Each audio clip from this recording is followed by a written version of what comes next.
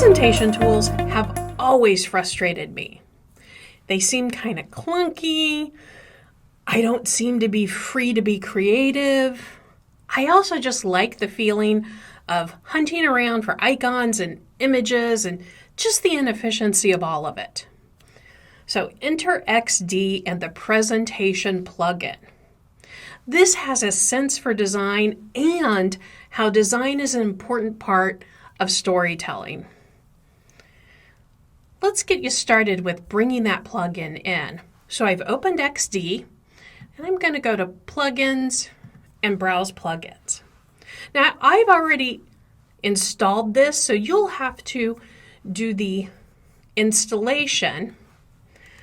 But all you'll do is search for presentation and make sure you have XD checked. And then you'll see presentation right there. Looks like I have an update, but we'll go ahead and keep going. And you'll just click Get for yours. Now I'm going to mention some other plugins during this presentation. You'll get those the exact same way. So let's start a new file. And XD has already started a file and it's already started saving for us. So this is saving to the cloud. And to change the name, I can just click right there.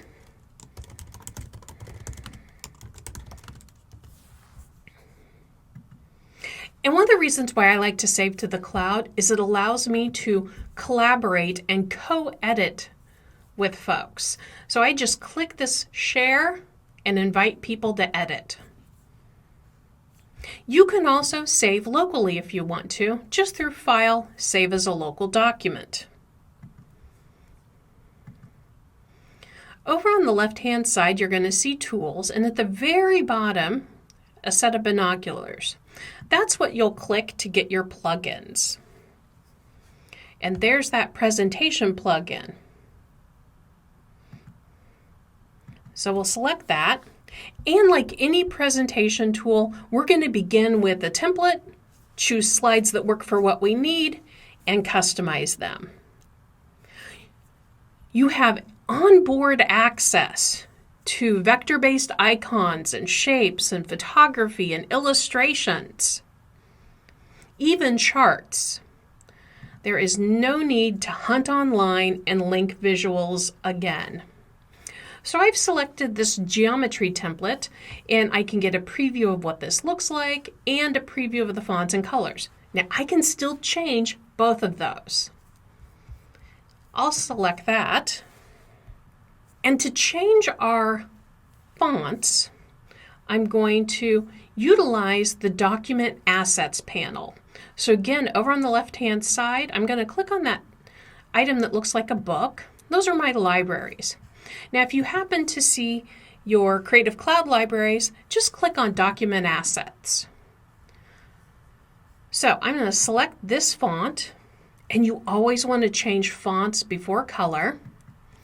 And I'm going to right-click it and say Reveal Character Style in Assets. And now it is highlighted where that style is. So I can right-click on this, go to Edit, and make changes. So let's say that I want this to be a little bit brighter of a color. And I don't like it at 100, I want it, or 120, I want it 100.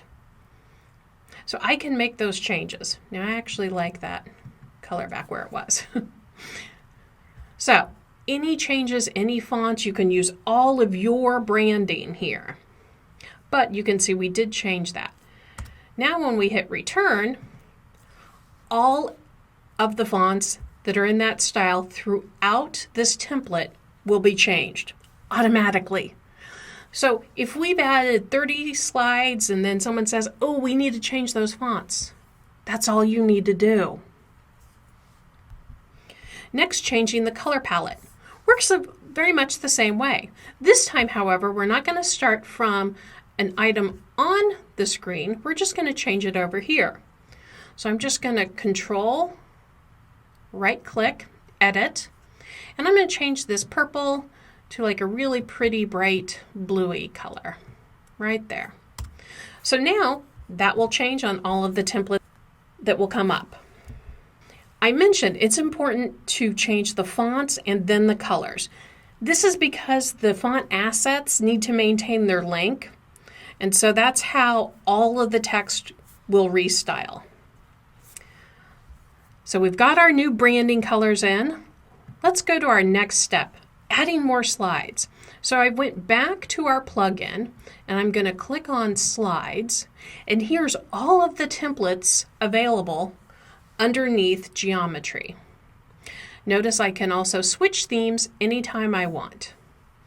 Now, to apply slides, I just find the category I want, and then I can select, and presentation will automatically add that. You can see all of these are in categories, and then they have subcategories below that.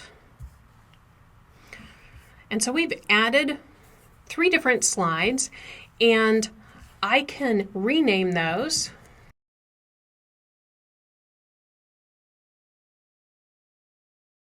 Now let's look at how we might want to add some icons and images and things like that. This is all through our Elements menu. So I have text here, I have icons, shapes, charts, illustrations, and photos. Our last slide here has some photos. Let's change those out. So I'm going to view all my photos. And so this is the current search term. I'm going to close that out. And let's say I'm looking for design.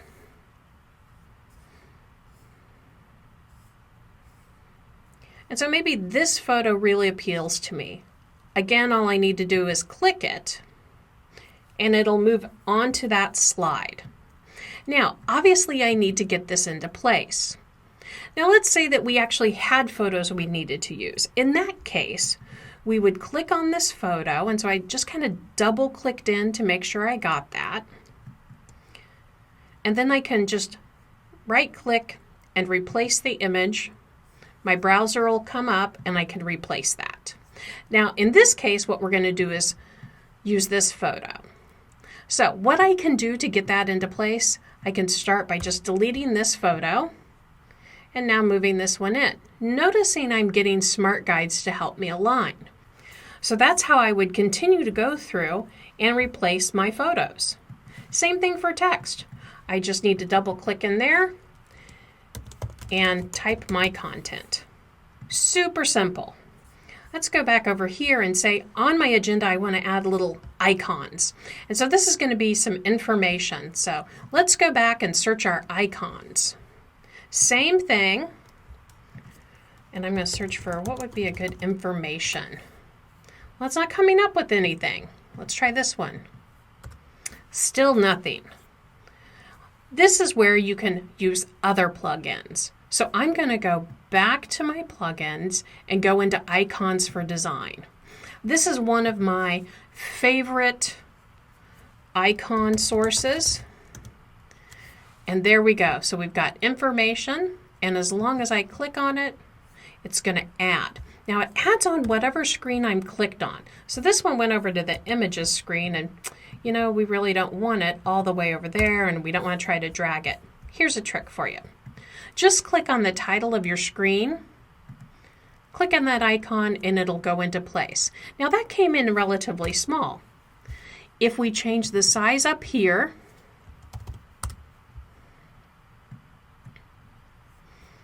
it'll change. So now we have this icon. We can still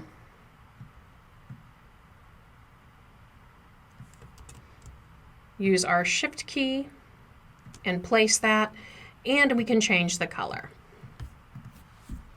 Either using our fill, or if we wanted to go back to our document assets and use one of our existing colors, we could do that too. Let's say we've worked for a while and we need to preview our entire presentation. A great way to do that is to go back to our presentation, plug in, and click on My Project. Here we can see all of our slides And we can even move things around. So I can change the order of my deck. Let's preview what everything looks like. So I'm going to click on my cover and I'm going to hit play. And there we are. All I need to do is right click through this and you can see those changes. Now that's enough to get us started. But if you want more sizzle and a little more interaction, let's experiment. So some of the things you can add are lottie files, which are JSON files, kind of like, think GIFs. We can add hyperlinked buttons and we can add short videos. So let's say instead of a static image here on the first page, I want to add a video. Now there's a couple of rules for importing in your videos. They need to be MP4s, a codec of H.264, and smaller than 25 megabytes. I've linked that information in the down bar for you. So I've got some videos ready and I wanted us to compare. So this video I took into Media Encoder and I exported it out as a 400 SD or standard definition file. It was originally a 1080 HD file. I also did an example where I just trimmed it. So it's a 1080, but it's a shorter video clip. Let's compare what they look like. So I'm going to delete this photo. I'm going to put a space in here where our video is going to live. So I just use my rectangle tool. And I'm just going to drag and drop. Notice that's blue. That's how I know it's ready to drop in. Now currently I have the outside shape selected. If I double click in there with my selection tool, then I can see the video playback. And so you can see there's my video. And there's that little icon. That means I can start making changes to it. So for example, instead of playing on tap, I want this to play automatically. If I click this icon, it's going to allow me to bring up a preview and I can play through. And this video clip is pretty long, so I can trim it. I'm just going to hit my scissor icon and then drag. Let's say we're going to do 10 seconds. I can choose to loop the playback as well if I would like. So it looks pretty good, not bad for a 480 video. Let's compare that to the 1080. So you can see a little bit of difference already.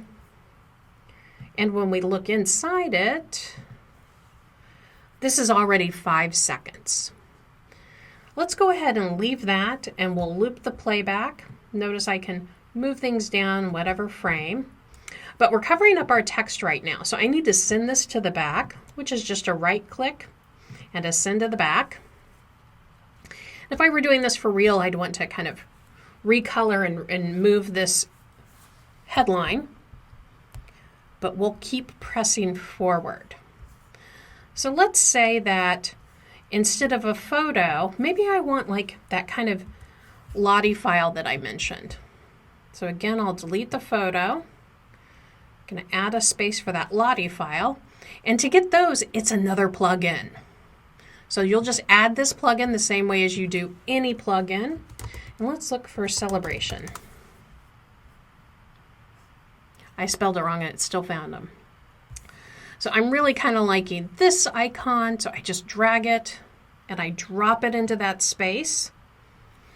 Switch to my selection tool and it's in there. Once I get my play button by double clicking, I can decide to play it automatically. And if I click that button, it's going to loop while it plays. So the final thing we wanted to add was a button. Now, if you want, you can look at some of my other videos that teach you how to make some shapes and that type of thing. I'll just show you one technique really quick. Grab my rectangle tool. I'm going to draw a rectangle and we're going to just curve those in there. And we're going to slide this below slide title.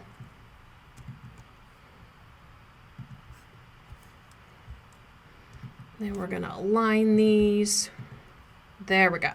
So now we're ready to create a button. And I have my link already copied onto my pasteboard. So all I need to do, and I might want to group that all into one shape, is go over to my prototype side. And I'm going to click here. That's my little prototype.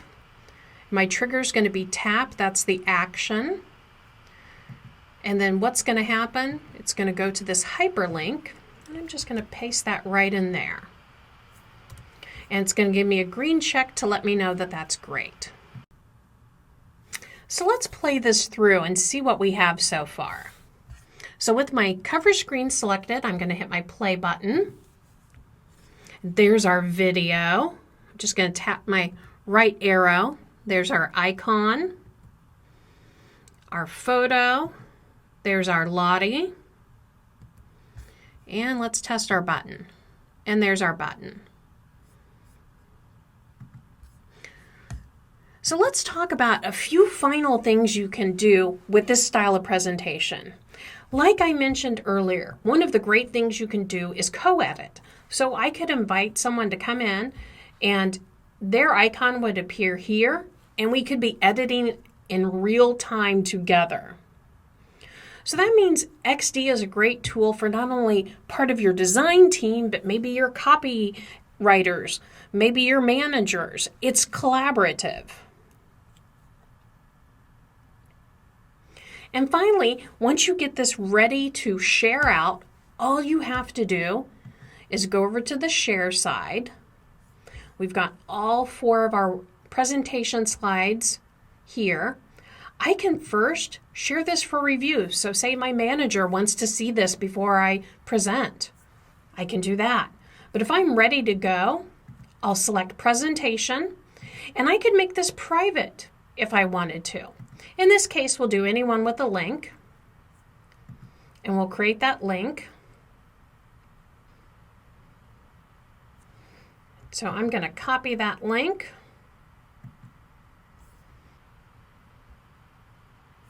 And so there's our video. And again, I'm just using my right arrow.